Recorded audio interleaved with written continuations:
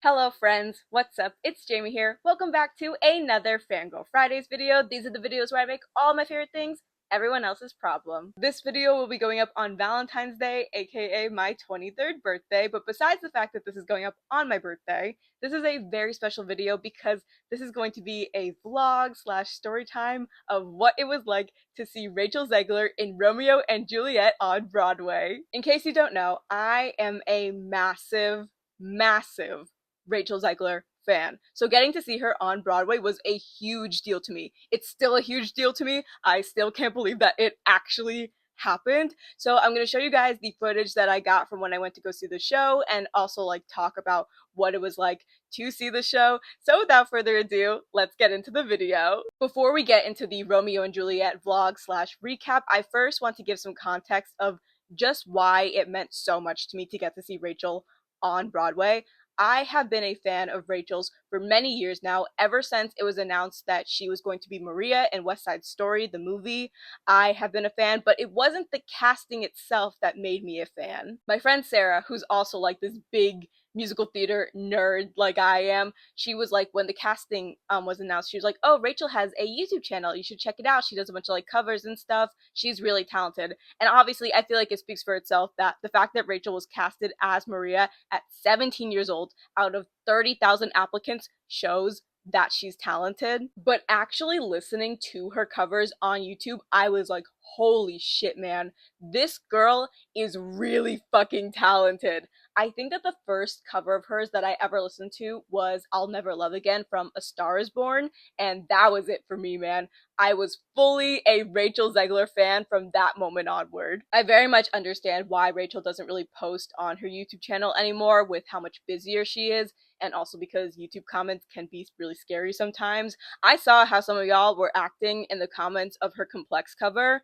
and that made me really fucking mad, but we will get to that in a bit. But I really do miss her YouTube videos so much. I love her covers, her vlogs. She did a bunch of Taylor Swift covers from like Folklore and Evermore a couple of years ago, like back to back, and I want to inject those covers into my veins. They are so good. My absolute favorite cover she's ever done, and she's covered this song a couple of times on her YouTube and her Instagram. It's Anyway by Kerrigan and Loudermilk. Oh my god, that song is so sad, but it is such like, I mean, Rachel sounds gorgeous singing anything, but she sounds fantastic singing that song, and it is such like a cathartic listening experience. Like anytime I really need like a good cry, I listen to her covering that song. Both again, like the YouTube cover she's done and like the Instagram cover. Oh my gosh, incredible work. I also love her Instagram covers that she did on her stories. She also doesn't really do those anymore either, but I have so many of those screen recorded and saved in an album on my phone because I love them so much. Oh my god, I listen to them every time I just need like a little bit of like my little dose of happiness for the day. Like, oh, she just has the most incredible fucking voice ever. And of course, I absolutely adore her original songs. Obviously, we all know that Rachel can sing, but I feel that she is so underrated as a songwriter. Her original songs are so good. I am like, Rachel Zegler debut album when? Like, I desperately need her to put out an album, an EP. I'll even take just like another single. I just desperately need like more Rachel Zegler original music. Desperately. And going back to the YouTube thing, I miss her vlogs so much. Like what I would give for another Rachel Zegler vlog right now.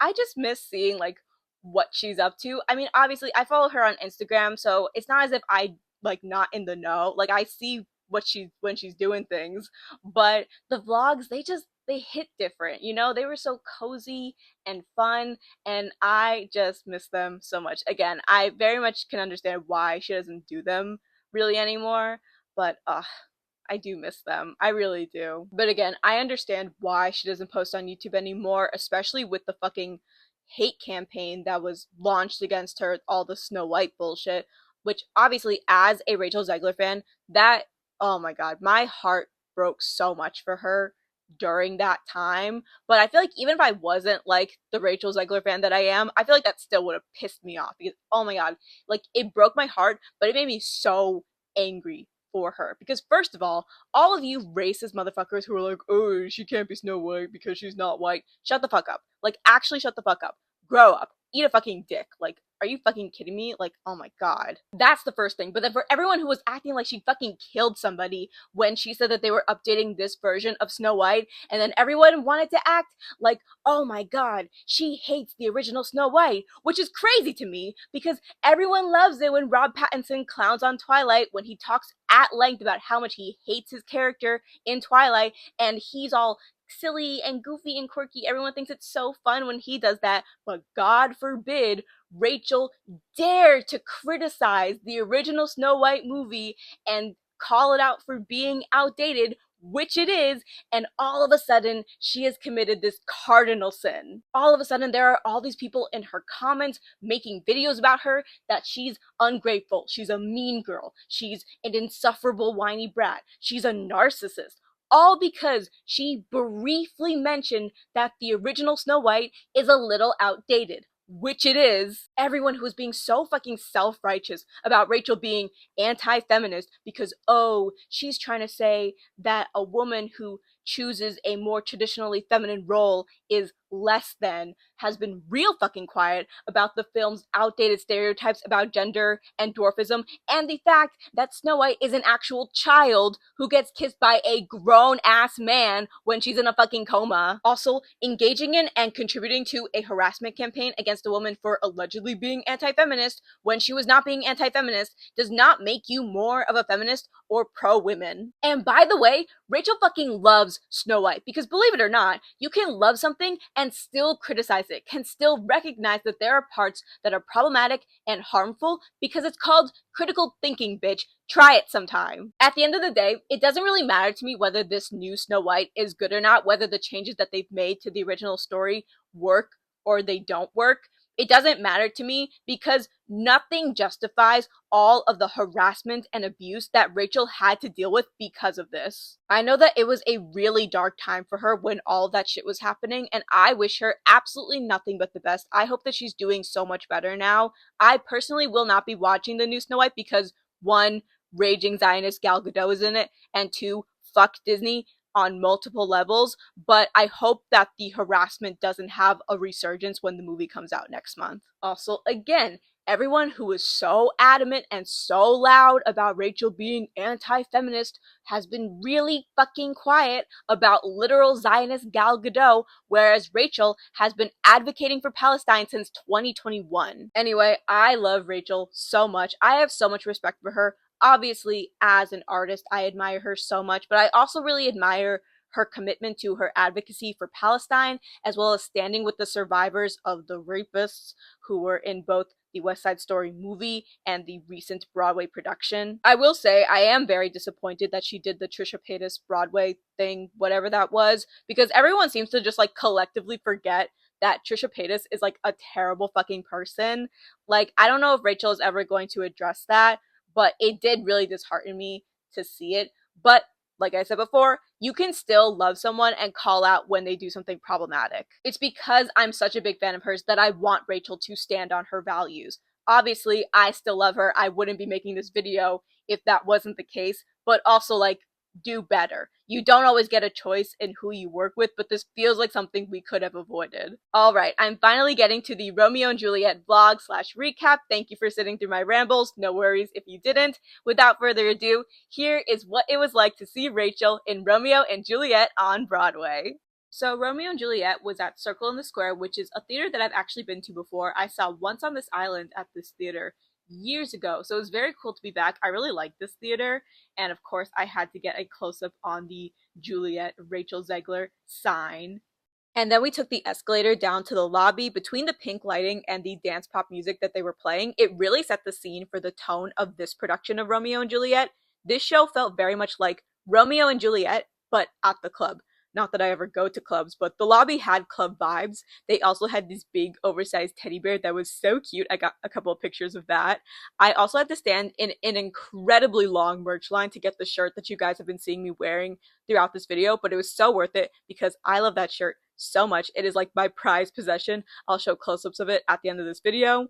I Also just want to say I love Circle in the Square as a theater because of the thrust stage design. So I made sure to get lots of pictures. Again, the lighting and the music really gave going to the club vibes, which was really fun. I, of course, also had to make sure that I got the obligatory classic playbill picture. Having a playbill with Rachel Zegler's face on it has brought me so much joy. I also, of course, had to get some pictures of Pam, my forever Broadway companion. Also, I must admit, despite being the major theater lover that I am, I have never been a Shakespeare fan, and admittedly, Romeo and Juliet is by far my least favorite Shakespeare work. However, I will never say no to watching Shakespeare performed live because I love the performance of Shakespeare, even if I don't love the work itself. And of course, because it's Rachel, I was so excited for the show, and I was not disappointed at all. Rachel was fucking phenomenal. I cried so many times throughout the show, and typically, despite this, Romeo and Juliet being a tragedy, it never makes me emotional, but I was so overcome with emotion by Rachel's performances as Juliet. Getting to hear her sing Man of the House live was actually the most perfect thing I have ever listened to in my life, and I would give anything to listen to it again live. I don't know the names of the other songs that were performed throughout the show, but they were also really good. It goes without saying that Rachel's parts were my favorites. I'll also admit that I wasn't sure how I was going to feel about the inclusion of music in this way in a Romeo and Juliet production, but I actually really enjoyed it, and the entire cast was really just so fantastic. I'm also a big fan of Kit Connor. I know I haven't mentioned him so far, but I really do like Kit Connor because I very recently caught up with Heartstopper, and he absolutely killed it as Romeo. And also, fun fact, I actually went to college with the guy who played Abraham. I know people who know him, so that's exciting. He was also very good. Tommy Dorfman was a gem as Tybalt and the nurse. Gabby Beans was hilarious as Mercutio and Friar Lawrence. But getting back to Rachel, again, I was so emotional the entire show because I'm just so proud of her for making her Broadway debut in an iconic role like Juliet, no less. I feel so blessed that I got to witness her talent firsthand. You can't hear me right now, but I am absolutely fucking losing my mind during curtain call. I felt like a proud mom. I was screaming, I was crying. Oh my gosh. And I just want to say a preemptive happy trails to Rachel and the cast of Romeo and Juliet. Y'all fucking killed it. Truly, what an incredible production.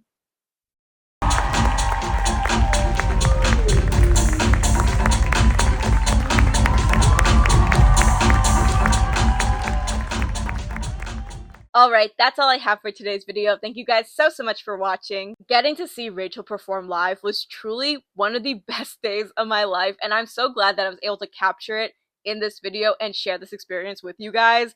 Go stream Man of the House and the Ballad of Songbirds and Snakes soundtrack, as well as all of Rachel's original songs.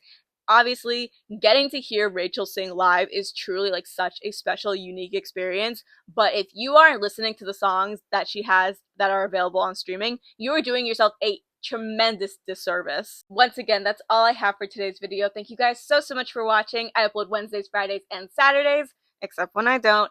And I will see you guys in my next video. Bye, guys!